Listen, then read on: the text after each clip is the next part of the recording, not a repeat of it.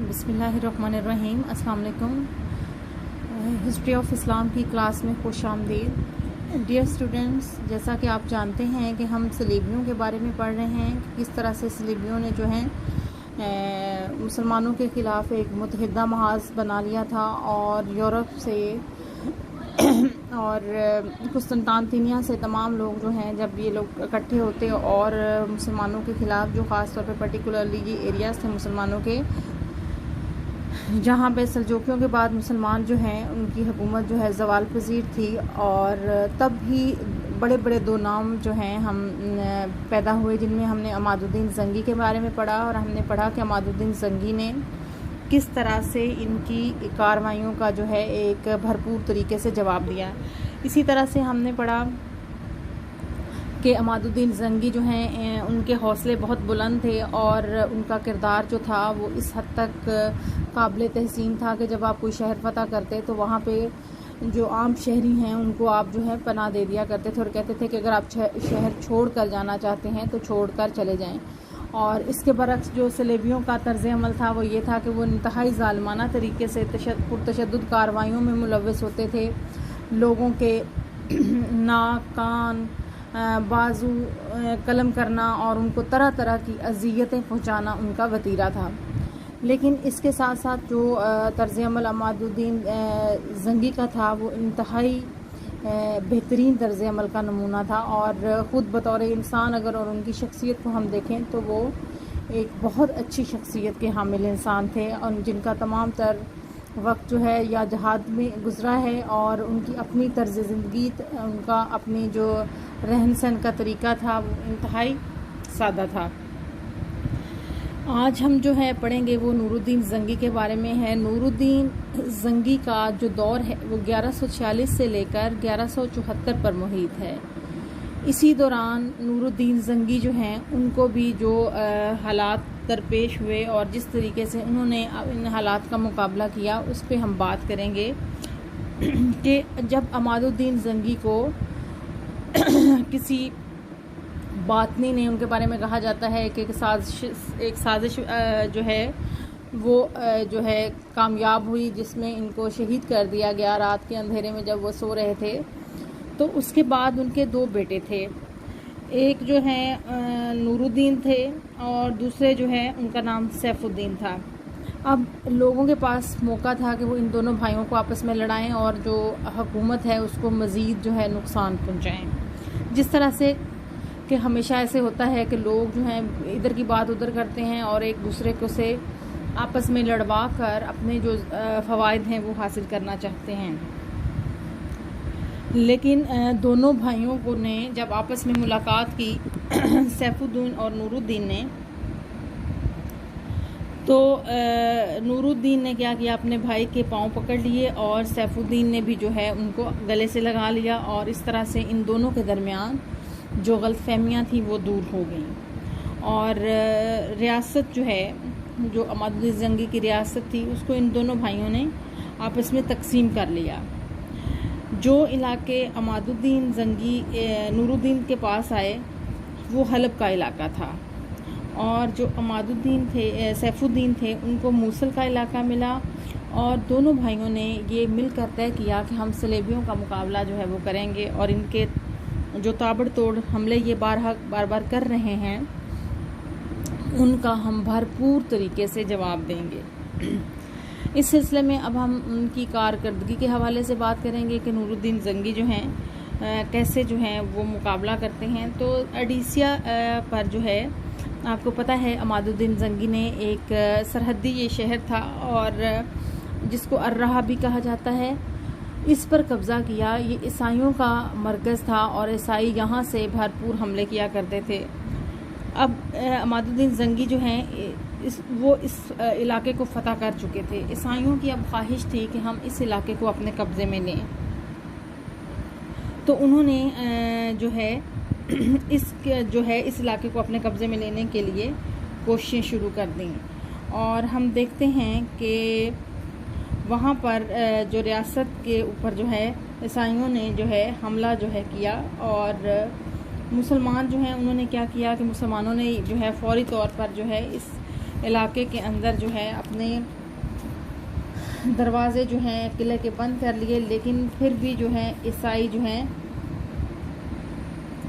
वो इस पर कब्ज़ा ना कर सके। इसी दौरान शहर के मुसलमानों की तरफ से नूरुद्दीन की खिदमत में ये दरख्वास्त भेजी गई कि वहाँ पर हमें जो है बचाया जाए। तो नूरुद्दीन जो है बड़ी तेज़ी के साथ जो है एडिसिया पर पहुँचा है और इस इलाके पर उन्होंने जो है कब्ज़ा कर लिया। यहाँ पर जो है यहाँ का जो लोकल बादशाह था वो भी यहाँ से फ़रार हो गया और इसके बाद जो है नूरुद्दीन ने ईसाई गद्दारियों जो गद्दार ईसाई थे उनको सज़ा दी, यहाँ पर किला की मुरम्मत करवाई और अपना एक हिफाजती जो है दस्ता छोड़कर जो है वो यहाँ से चले गए। यानी कि अर्राहा या एडिसिया को जो है उन्होंने फिर से दोबारा से इसको फ़तह किया, यहाँ पर मजबूत एक फ़ौजी दस्ता छोड़ा और लोगों की जो है दाद रसी की और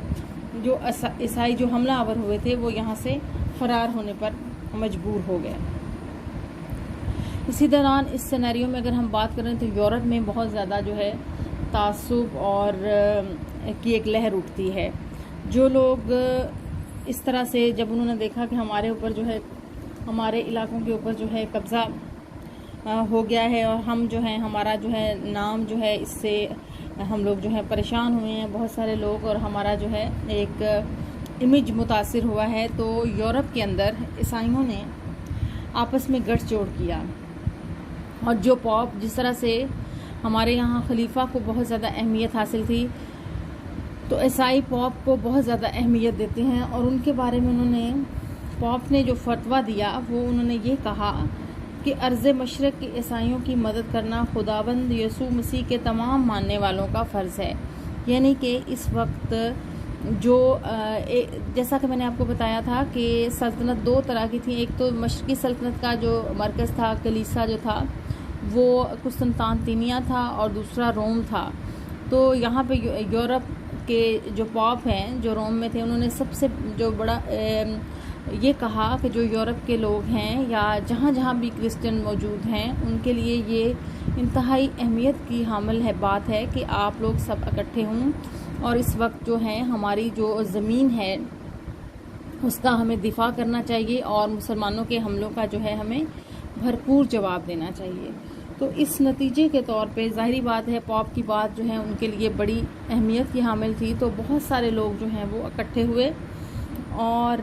उन्होंने जो है मुख्तलिफ़ ममालिक से एक बहुत बड़ा लश्कर जो है वो तैयार हुआ, जिसमें हम देखते हैं कि फ़्रांस के बादशाह लुई हफ्तम इसमें शामिल थे और उन्होंने एक मजमा के अंदर मुसलमानों के मज़ालिम की दास्तान जो ख़ुद साख्ता इन्होंने बनाए हुए थे। ज़ाहिर बात मकसद यही था कि हम इस तरह से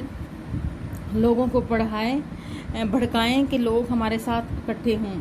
कि बादशाह समेत सब लोग जो हैं इस जहाद में शमूलियत के लिए इख्तियार हो गए। यानी कि उन्होंने जब ये मजमा के अंदर ये कहा कि मुसलमान इस तरीके से क्रिश्चियंस पर मुजालिम कर रहे हैं और हमारा ये फ़र्ज़ है कि इस वक्त हम अपने क्रिश्चियन भाइयों की मदद करें, तो बहुत सारे लोग जो हैं मजमा के अंदर से उठकर उनके साथ शामिल हो गए और इन्होंने मज़ीद जो हैं लोगों को जो है तैश दिलाया। इसी तरह से हम देखते हैं कि जर्मनी का जो बादशाह था उसने भी इसी तरह की एक कॉन्फ्रेंस तैयार की जिसमें इस तरह की बातें की गई और उस कॉन्फ्रेंस के अंदर जो इस तरह की कॉन्फ्रेंस मुनक्कद की गई तो उसमें इस तरह की बातें हुई और बहुत सारे जर्मनों को जो है इस मुक़द्दस क्रूसेड या इस सलीबी जंगों के लिए जो है तैयार किया गया। इसी तरह हम देखते हैं कि लाखों मर्दों और औरतों पर मुश्तमिल एक लश्कर जो है वो कुस्तनतानिया की तरफ जो है रवाना हुआ, जिसमें फ़्रांस की मलका एलनियर ऑफ गिनी भी थी और इसके बारे में कहा जाता है कि ये बहुत अयाश मलका थी और इन्होंने इस हद तक लूट मार मचाई और इस हद तक ऐसी बातें की कि उनका उस मलका का अपना खामंद भी जो है इससे तंग आ गया। यानी कि ये इनके ऊपर कोई जैसा कि क्रिश्चियंस में भी है कि उनके कुछ हदूद क़यूद हैं उसके को फॉलो करते हैं, लेकिन ये ख़वातीन जो थी वो हर हवाले से जो है इस तरह की हरकत में मुलव्वस पाई गई कि इनके अपने लोग भी जो हैं इनसे तंग आ गए।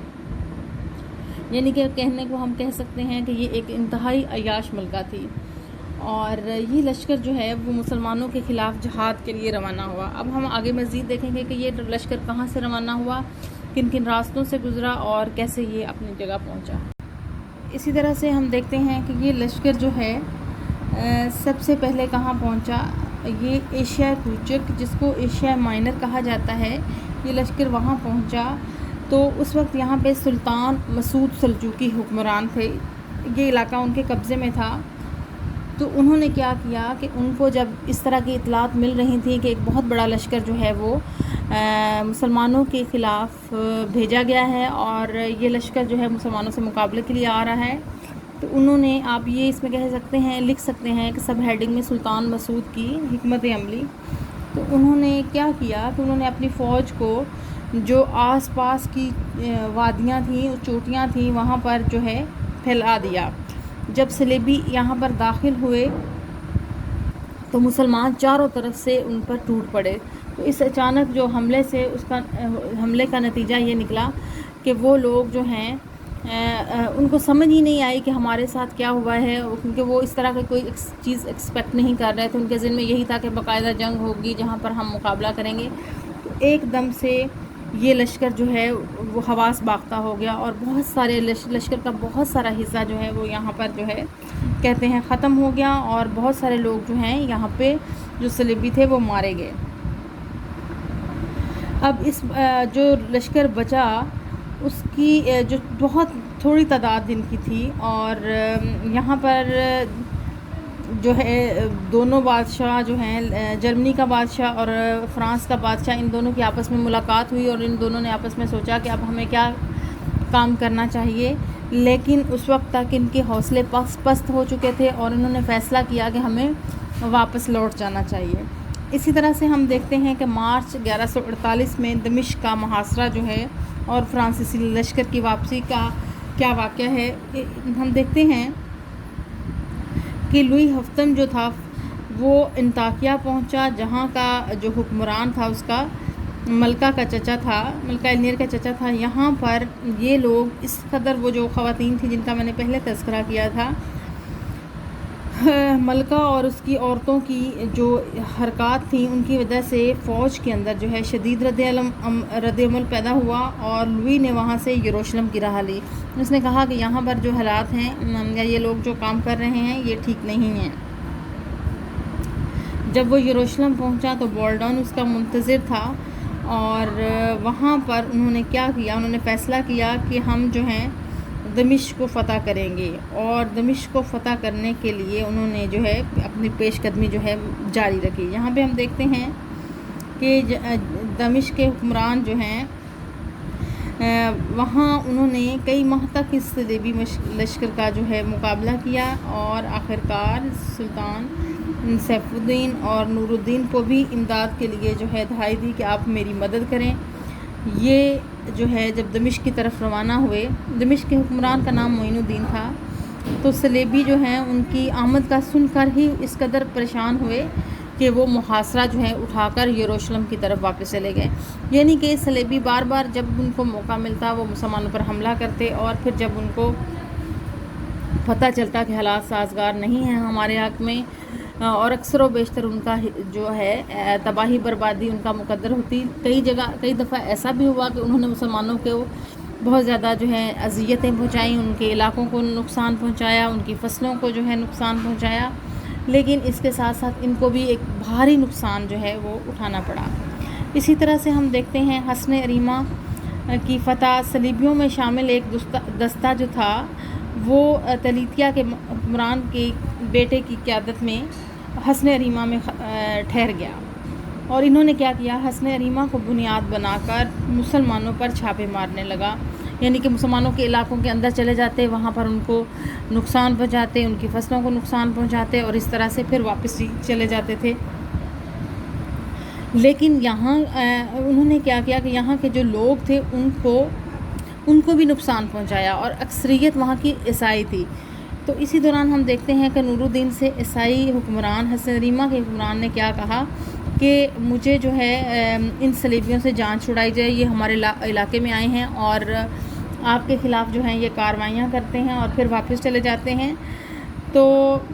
यहाँ पर हम देखते हैं कि सुल्तान ने जो है इस पुकार का जवाब दिया और जो किला था उसका मुहासरा किया और बारूदी सुरंगें से इसकी जैसे एक फसील होती है, दीवार होती है, उसको उन्होंने तोड़ा और किले के अंदर जो है वो दाखिल हो गए। और यहाँ पे जो सलेबी हमलावर थे तो उनको उन्होंने बहुत 49 तादाद में जो है नुकसान पहुँचाया और ये सलेबी जो हैं वो मारे गए। इसी तरह से हम देखते हैं कि 1149 में अंताकिया के ईसाई हुक्मरान जिसका नाम रेमिड था, उसने हलब पर कब्ज़ा करने की कोशिश की। हलब, जैसा कि मैंने आपको बताया, हलब का इलाका नूरुद्दीन जंगी के कब्ज़े में था और उस वक्त नूरुद्दीन के पास यहाँ पर जो अफवाज की तादाद थी वो बहुत कम थी। ताहम उन्होंने क्या किया कि अनेब के मकाम पर इन तमाम सलीबियों का मुकाबला किया और इस जंग के अंदर एक शख्स जिसका नाम असदुद्दीन शिराको था, आगे चलकर आप देखेंगे कि असदुद्दीन शिराको का किरदार क्या है और असदुद्दीन शिराको और सुल्तान सलाहुद्दीन अयूबी का आपस में क्या ताल्लुक़ था, इस हवाले से हम बात करेंगे। तो हम देखते हैं कि उन्होंने बहुत बहादुरी और हिम्मत के साथ इन सलीबियों का मुकाबला किया और बड़े बड़े लोगों को जो है, ये बड़े दुश्मन जो थे इस वक्त बहुत ताकत में थे, उनकी तादाद बहुत ज़्यादा थी और मुसलमानों के पास जो अफरादी क़ुव्वत थी उस वक्त कम थी। उसके बावजूद इन्होंने जो है तबाह व बर्बाद किया और इनसे जो है ये इलाका जो है वो आज़ाद करवाया। इसी तरह से हम देखते हैं कि 1150 में सुल्तान ने ईसाइयों के मरकज़ अफामिया के ख़िलाफ़ लश्कर कशी की, क्योंकि यहाँ से भी ईसाई जो हैं मुख्तलिफ़ इलाक़ों में मुसलमानों पर जो हैं हमले करते रहते थे। और यहाँ पर भी असदुद्दीन शिराको और सुल्तान नूरुद्दीन जंगी जो हैं बड़ी बहादुरी के साथ और बड़ी इस्तकामत के साथ उन्होंने अपने इलाक़ों का दिफ़ा किया। जब भी ईसाई हमला आवर होते और मुसलमान उनको बहुत भरपूर तरीके से पसपा करते और अपने इलाके जो हैं छुड़वा लेते थे। इसके अलावा यहाँ पे हम देखते हैं कि सुल्तान को यहाँ पर मुसलमान उमरा जो हैं जो मुख्तलिफ़ आपस में इक़्तिदार के लिए जो लड़ा करते थे उनके ख़िलाफ़ भी लड़ना पड़ा और सुल्तान ने इसमें भी कामयाबी हासिल की। और इसके अलावा तमाम जो उस छोटे छोटे किले थे वो भी फ़तह किए गए और जिसमें एक किला जिसका नाम जल्दत था और वो एक इंतहाई मज़बूत किला था ईसाइयों का मरकज़, और ईसाई यहाँ से भी हमले किया करते थे, उसको भी उन्होंने फ़तह किया। इसी तरह से हम देखते हैं कि ईसाई और सलेबी ये साज़बाज से भी काम लेते थे और जिन इलाक़ों के अंदर मुसलमान हुक्मरान नूरुद्दीन के ख़िलाफ़ होते तो ये थोड़ा सा उनके साथ साज़बाज करते पैसों के ज़रिए या किसी भी तरीके से और मुसलमानों के ख़िलाफ़ महाज़राई जो है वो जारी रखने की कोशिश करते। हम देखते हैं कि दमिश्क का जो हुक्मरान था और उसका नाम था अमीर मजीदुद्दीन, उन्होंने और ईसाइयों ने आपस में साज़बाज़ की और कोशिश की कि हम सुल्तान के ख़िलाफ़ लश्कर कशी करेंगे। सुल्तान ने क्या किया कि बैक वक्त ईसाइयों और मजीदुद्दीन दोनों का मुकाबला किया, यानी कि दो दुश्मन मिल गए। एक दमिश्क के इलाके के अंदर मुसलमान हुक्मरान जिसका नाम मजीदुद्दीन था और दूसरा ईसाई थे। अब सुल्तान को एक बहुत बड़ी जंग का सामना था, यानी कि एक तरह से देखें ना, आप अपने लोग आपके ख़िलाफ़ हो जाएं तो फिर आपके लिए मसाइल जो हैं वो मज़ीद बढ़ जाते हैं। लेकिन सुल्तान एक पुरअज़्म शख्स था और उसकी ज़िंदगी में इस्तकामत थी। वो जो काम करता या जो करना चाहता था वो उसकी वो ठान लेता था, फिर उन चीज़ों का उसने भरपूर तरीके से जवाब देता था। तो हम देखते हैं कि सुल्तान ने जो है इनका नहायत पामर्दी से मुकाबला किया और मजीदुद्दीन जब खुद थक गया तो सुल्तान ने उसे पैगाम भेजा कि मैं मुसलमानों को कत्ल करना पसंद नहीं करता, बेहतर है कि तुम सुलह कर लो। चुनांचे हम देखते हैं कि मजीदुद्दीन से जो है सुल्तान की सुलह हो जाती है और इस सुलह जो है वो इस शर्त पर हुई कि वो सलेबियों के ख़िलाफ़ सुल्तान की मदद करेगा। लेकिन मजीदुद्दीन की कुछ ऐसी शख्सियत थी और एक वो ऐसे हुक्मरान के तौर पे हम देखते हैं कि जो बदअहद था, जो बारहा कर तो लेता लेकिन फिर जो है वो वादा कर लेता लेकिन छोड़ दिया करता था। तो हम देखते हैं कि मजीदुद्दीन ने फिर बदअहदी की और सुल्तान ने फिर आखिरकार क्या किया कि सुल्तान ने दमिश्क पर कब्ज़ा कर लिया और ईसाइयों ने अगले साल फिर दमिश्क पर हमला किया, लेकिन इस हमले को जो है सुल्तान ने भरपूर तरीके से जो है पसपा किया। सुल्तान नूरुद्दीन की शख्सियत हम देखते हैं अमादुद्दीन के बाद एक बेहतरीन शख्सियत के तौर पे उभरे, जिन्होंने ईसाइयों के हमले का और अपनों की गद्दारी, जो अपने इर्द गिर्द रियासतें थीं वहाँ के जो हुक्मरान जो काम कर रहे थे उनको भी जो है इन्होंने इंतहाई जो है भरपूर तरीके से जवाब दिया, और इसको हम आगे मज़ीद करेंगे।